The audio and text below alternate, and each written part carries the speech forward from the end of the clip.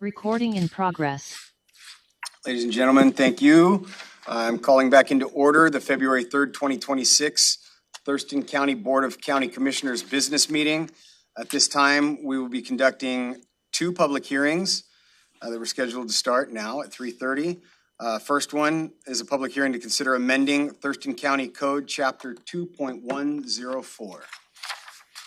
Thank you, Commissioner. My name is this on? Yep, you're good. Okay. Thank you, Commissioners. My name is Matt Huntsman, Thurston County Public Works. This public is to receive comment regarding the proposed code amendment to Thurston County Code 2.104 regarding comprehensive property management procedures. These code amendments will provide clarification and consistencies for all county departments selling real or personal property. Staff is recommending 3 proposed amendments, which all have been reviewed by legal. Amendment number 1 is for section 2.104060 titled Notice of Sale. And this amendment clarifies the advertising requirements for county property which is sold at public auction. The sales at public auctions may include both personal property, such as county vehicles and equipment, as well as real property. The revisions distinguish between the advertising requirements by property type. Personal property will be advertised to the extent deemed necessary to effect an advantageous sale, such as advertising on an auctioneer's website. And real property shall be advertised in a legal newspaper at least once a week for 2 consecutive weeks prior to the date of sale, and that is to meet state requirements. And always we can go above and beyond that if we would like to advertise in additional locations.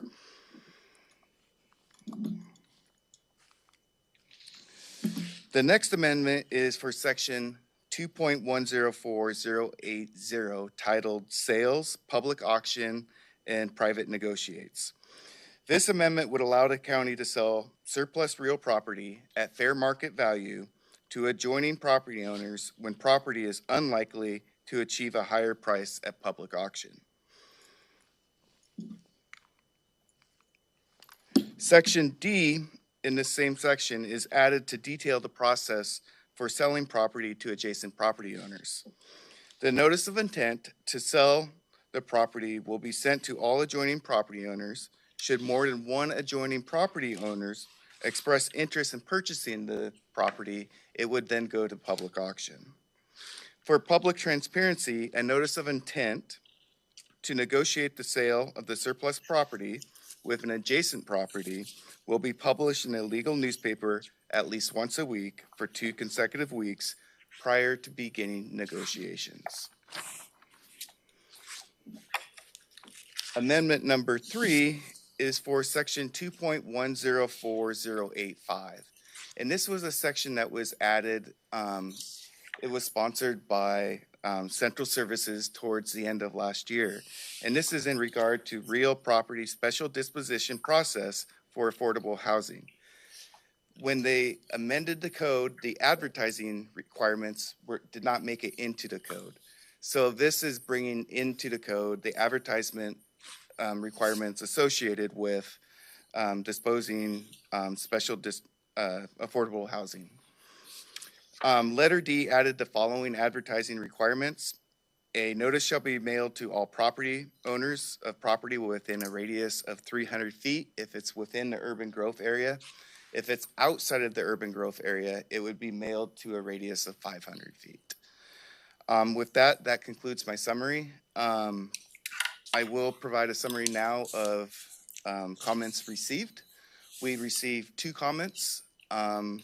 This was advertised in a local newspaper. It's posted on the doors or in the atrium, and we even advertised at the local library. And both comments were in support of the code amendment. However, there were some comments and questions that came up in with the comments. And so what we're proposing today is not to take action at the end of this meeting. We will, however, be considering those comments that were provided with the notice of support, and we'll be bringing that back at a future agenda as a future agenda item. Sorry, it's a little tongue-tied there at the end. You do great. Thank you, Matt. As a reminder, the purpose of this public hearing is to consider and accept public testimony on the proposed ordinance amendment on comprehensive property management procedures. And this is a hybrid public hearing, so those wishing to testify have joined, who have joined by Zoom. Some folks have emailed in comment, as has been mentioned by Mr. Unzelman, or mailed it in. Today, if you wish to testify, please visit the Thurston County homepage online and select BOCC meetings, hearings, and work session agendas. Information to join this public hearing remotely is posted there. If you're not providing testimony but would like to follow along, you can join by visiting Thurston County YouTube channel. We heard from Mr. Unzelman, the county engineer. Assuming those who are on Zoom wish to testify, I'll read your name aloud if there's anyone there. Everyone testifying today will be given 3 minutes. Time may not be given to another person. When you're called on, please state your name and address for the record. This public hearing is now open. We've already heard from staff, so we will begin public testimony. Today we have signed up Kim Kelly. Kim Kelly, if you're present and would like to testify, please come forward to the lectern. Good afternoon, Commissioners. Can you hear me okay? Okay. Thank you. I'm Kim Kelly. I live at 337 72nd Avenue Northeast in Olympia, in Thurston County, actually. I am with the Boston Harbor Neighborhood Association, and we've been following the county's plans for addressing surplus land because there are 16 acres owned by the county in our neighborhood.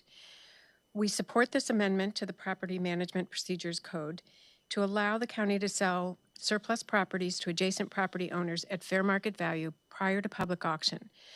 Before I get to why we support the amendment, I want to point out that one of the most important things still missing for us is how the county will determine whether a parcel has no public use and as such is considered surplus. We would like to understand what the process is and what criteria will be used to make these determinations. We strongly recommend you add a step for community participation in the surplus determination process. There may be local uses for the land or reasons to protect it that the county staff are unaware of, period. Case in point is our community's proposal that the county use 8 acres that it owns adjacent to Burfoot Park to eventually expand the park. In fact, we'd be grateful if the board could make a formal resolution to preserve these properties to expand the park, since an update of the post plan is unlikely anytime in the near future. Just FYI, we are making progress on our end to acquire the 5 privately owned parcels surrounded by the county-owned parcels, kind of landlocked, to create a continuous block of land for addition to the park. So far, we have purchased 2 of the 5 parcels. Now, for why the amendment makes good sense. Based on experience in our neighborhood, first, selling to adjacent property owners could protect critical areas like wetlands from misguided attempts to develop them. Unless, of course, the new owner tries to build on it with or without a permit. If the property is in a critical area or buffer zone, perhaps it should be noted on the deed or in the purchase and sale agreement or some other mechanism to try to protect it from being disturbed. Second, small unbuildable parcels are sometimes purchased by people who think they're making a good investment. Unfortunately, they just end up paying property taxes on it for years, sometimes store old vehicles, RVs, and other junk on it, and end up selling it for little or no profit to another person who repeats the cycle. Or they stop paying taxes on it and it ends up back in the county's lap, creating more work for the county. This makes me think the ordinance should go further and specify that the unbuildable parcels purchased according to this ordinance will legally be added to the primary parcel so they can't be sold and the cycle started again. On behalf of the Boston Harbor Association, thank you for proposing this amendment and for the opportunity to comment today. Thank you. I do not see anyone online. Is there anyone else in the room that would like to provide testimony on this subject? Do commissioners have any questions for staff? I do. Commissioner, go ahead. Thank you. Thank you. I'm wondering, so We received 2 public comments on this, and so I see that there is an action step, but is staff going to review the comments beforehand? What is the next? That's the idea of not taking action today, is we're gonna review the comments and see whether or not any changes to the proposed code that we made are needed. Thank you. And then, And just for the record, Ms. Kelly was actually one of the people that provided comment. thank you. My next piece to that, just based on the public comment that we received, there is official board action in terms of the Boston Harbor properties, and those not being considered at this time until there is a post plan. Yes, direction has been received from the Board of County Commissioners. Thank you. Thank you, Commissioner Mejia. Are there any further questions for staff? Hearing none, I will ask for a motion to close the public hearing. I move to close the public hearing. Second. Moved and seconded to close the public hearing. Is there any discussion? All I those, wanna say, go ahead. yep, I just want to thank staff. It's always a pleasure to see you come up and present everything you're working on, and I look forward to hearing kind of what you come up with after you have a chance to review the comments. But thank you for all your work on this. I appreciate it. Thank you. Hearing no further comment, all those in favor to close the public hearing? Aye. Those opposed? Motion passes, public hearing closed. There's opportunity for further motion, but has been asked for staff that we delay that action and allow for further work to be done. So unless I hear any type of motion to do otherwise, I'm hearing nothing. We will continue to the next public hearing. Next topic is to temporary partial closure of Sexton Drive Northwest. And again, the purpose of this public hearing is to consider and accept public testimony on the proposed partial closure of a portion of Sexton Drive Northwest for a period of 10 years. Again, this is a hybrid meeting. Those wishing to testify have joined by Zoom, emailed in comments, or mailed in comments. If you wish to testify, please visit the Thurston County homepage online and select Board of County Commissioner meetings, hearings, work session agendas.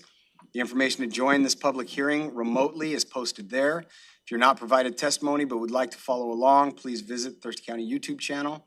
Today we have Karen Weiss, the Director of Public Works, who will provide information on this topic. Assuming those on Zoom wish to testify, I will read your name aloud when the time is right. You'll have 3 minutes to testify.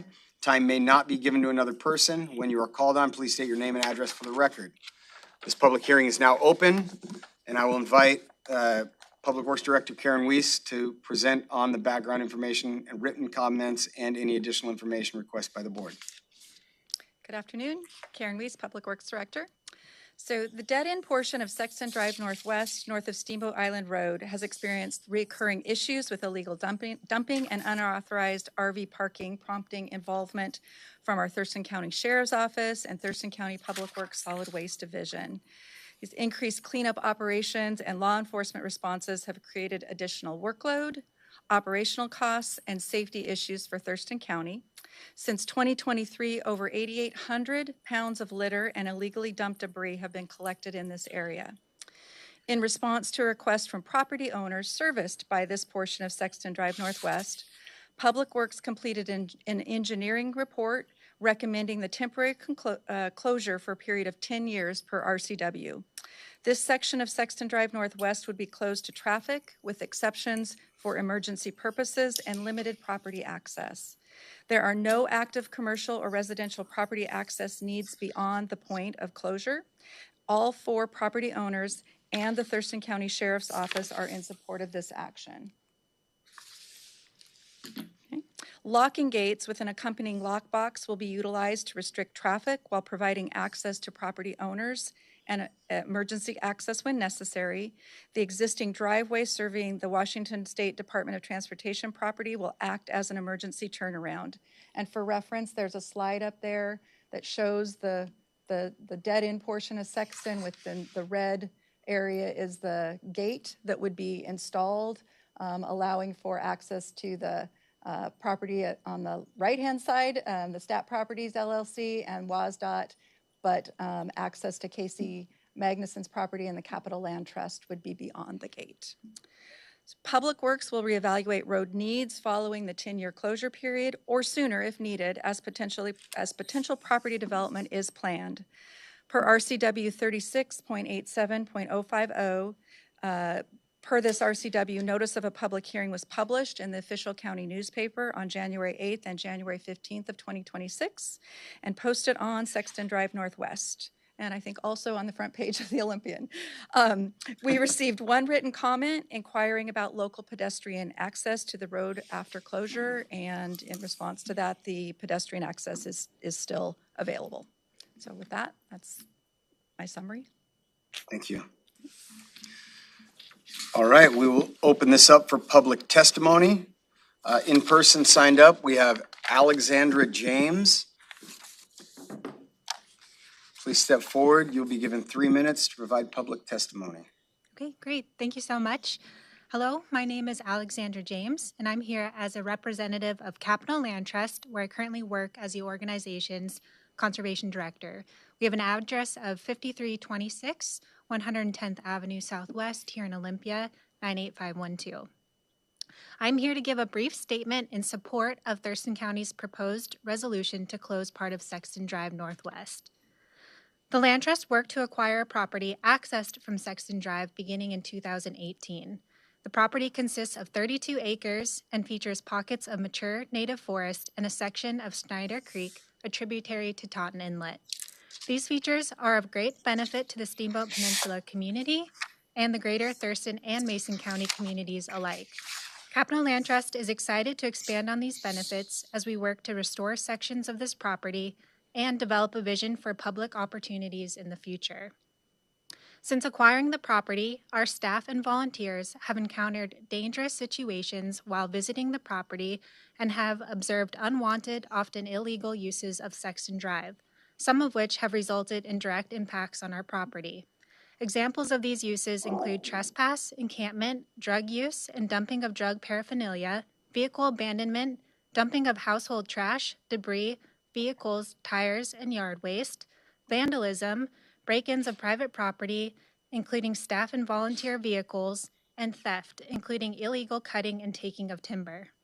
Because of this, we have implemented additional safety measures when visiting this property and continue to expend resources, now exceeding several $1,000s, to address these impacts. The Land Trust expressed concerns about these issues to Thurston County and to Commissioner Ty Menzer. We're appreciative that the county took our concerns seriously and worked collaboratively with landowners in the area to identify reasonable solutions, including a gate across the road and a temporary road closure. Capital Land Trust supports the proposed resolution. Thank you for your time. Thank you for your comments. I do not see anyone online. Is there anyone else in the audience? Did you want to talk about it? All right.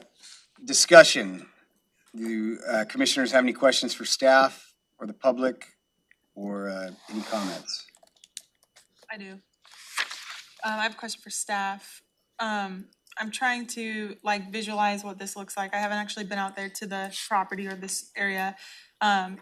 It sounds like, and we've seen through comments over long periods of time, property owners are definitely being disrupted in many ways, and I'm hearing that today as well. And I have a lot of sympathy for what they're going through. When I hear some of the activities that are happening on this property, my mind wonders what's the root cause of this behavior? And when the road is closed, what exactly does that mean functionally speaking? Does that mean if people come back, they're being trespassed, or is the road going to be completely blocked off to where there's no access, and the idea is that people won't be able to get there to do these illegal activities? Or can you tell me kind of what the outcome would be after this? Well, again, the gate would be positioned where the red line is there, so that would keep traffic that is unauthorized from being able to go past to that gate. So they would still be able to turn around. To move past that gate, you would have to have a key. So emergency services obviously would have a key, and then the property owners that are beyond that space would have a key. Obviously, there's no way of keeping people that are walking through and around out of the area, but we hope that that traffic, and obviously we heard some like RV dumping and things, you wouldn't be able to get past that gate for that purpose, for example. And Commissioner Klaus, if I could add, I believe that several property owners approach Commissioner Ty Menser and were asking for some solutions after they shared with him, maybe about a dozen pictures of a lot of illegal dumping that then created issues and enforcement issues. It also caused the property owners to experience some expense having to remove some of those. There was abandoned vehicles, tons of tires. I'm just trying to think of the pictures I saw, a whole mountain of bags of trash. So it was their idea to come forward and say, is there anything the county can do, since when we look at the road and the way it's situated, there's no real functional use. It kind of, the road just goes in dead ends. And that's where Public Works sat down and spent quite a bit of time working with the property owners and trying to figure out what would be a way to alleviate the ability for folks just to go back there without anyone noticing. A lot of times in the evening and night hours, dumping, and then they come in the next morning and find a huge mess associated there. Yeah, that definitely sounds like a terrible thing to have to go through, and waking up every morning just hoping that there's not a bunch of new trash piled up. I'm glad that staff was able to come up with this solution. I'm just wondering how, like, do we think this is going to solve the problem just because there's a gate and people can't drive through? Do we think like people will be walking through the gate and still doing illegal dumping or use? Do we know if there are any like homeless encampments nearby or where this is stemming from? I can't speculate on root cause. Okay. Yeah, it wasn't communicated. I'm just going back to the meeting that I was in with Commissioner Menser. It wasn't communicated that there was a homeless encampment, but more that it was illegal dumping. And I think the premise is if folks don't have the ability to drive a vehicle, they're less likely to walk back and forth with trash in hand. So I do think that Public Works is, in working with the property owners, have come up with a pretty good solution that will be yet another barrier to try to prevent some of that from happening. And then I think also just from a community standpoint, once folks realize that it's gated off and they just don't have access to go back there, kind of out of sight, out of mind, that also prevent vehicles from getting lodged back there and abandoned. I think this is a great opportunity to talk about the Waste and Recovery Center, where people can legally discard their trash. Yes. It's an amazing site with, you know, options for almost every kind of disposal you could imagine. Maybe you could speak to the location of that so that people who are listening might understand the right way to go about this. Because I worry if people are coming down there to dump a bunch of trash and there's a gate, maybe they dump it in front of the gate or they find another place in the county and then it becomes a problem somewhere else. So there is a solution. We do have a place people can go. Thank you. That was a fantastic Yeah. segue. Thank you, Commissioner Klaus. So yes, we do operate the Waste and Recovery Center, which is the main solid waste disposal facility in Thurston County, and that is located, I can't remember the address, but it's off Hogan Bay Road in Lacey. And as you said, we are, with the exception of just a few dangerous wastes and things like that, we are able to accept waste at that facility, and we would be happy that people come and take their waste.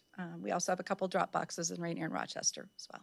So thank you. And as someone who's recently used the facility, I was amazed at how fast, actually it was my wife that was amazed at how fast we could get in there, the friendly staff that greeted us, and how fast we could get out. That was not our experience in California when it was time to drop something off at a waste recovery center. Yeah. It's weird to say, but I actually enjoy going there. Like, people are very nice. It's pretty fun. It's a fun place to be, strangely enough. Agreed. Yeah, I just want to say I'm really happy, like I said, that staff was able to come up with a solution. I get emails about similar situations in my district, and I know it's happening throughout the county. There's a lot of different locations where illegal dumping is taking place. So I appreciate us publicly having this conversation, because hopefully it'll get out there to people who are concerned about this in their area, that they can reach out to the county and we'll be responsive to them and we'll try to come up with creative solutions. So I just appreciate you taking the time to do that. I know these situations can be hard to resolve, so thank you. Yeah, I think this is a good solution. The illegal clandestine, kind of aspect of the dumping is much harder to do when you can't find a dark place to do it. So this is a good solution. And a lot of times the illegal dumping and avoiding the work is done because there are things being dumped that are questionable, or whether, and they're not handled properly and can lead to contamination issues and, expense issues that are then borne on the taxpayers instead of the individual responsible for the asbestos or whatever it is they're trying to dump. So yeah, thank you. Any further comments from commissioners? Hearing none, I call for a motion to close the public hearing. I move to close the public hearing. Second. Motion and a second to close the public hearing. Is there any comment? All those in favor? Aye. Those opposed? Motion passes. We have further action recommended by staff. I would move to approve the resolution authorizing the temporary partial closure of a portion of Sexton Drive Northwest, starting 455 feet north of the intersection of Sexton Drive Northwest and Steamboat Island Road Northwest, and ending at the dead end for a period of 10 years. Thank you, Commissioner Mejia. Do we have a second? Second. It's been moved and seconded to approve this resolution. Is there any discussion? Yes, Commissioner Mejia. Thank you. Thank you to staff. I know Commissioner Menser couldn't be here today. This has been an item that he's been working with his constituents quite a bit, and I know he would be very excited about this. So thank you to Public Works, always doing a fantastic job. I have also families who live on Steamboat Island, so I know that this will be very exciting for them as well. So thank you. All right. Any further comments? I have a question. Commissioner Kloss, go ahead. Thank you. Did we receive any comments or hear anything about people who oppose doing this? We received one comment, and it was not in opposition. It was more of an inquiry about access for dog walking. Okay, perfect. Thank you. All right. Hearing no further questions or comments, all those in favor? Aye. Aye. Those opposed? Motion passes. Thank you. Thank you, Commissioners. That concludes our public hearings for today. Meeting is adjourned.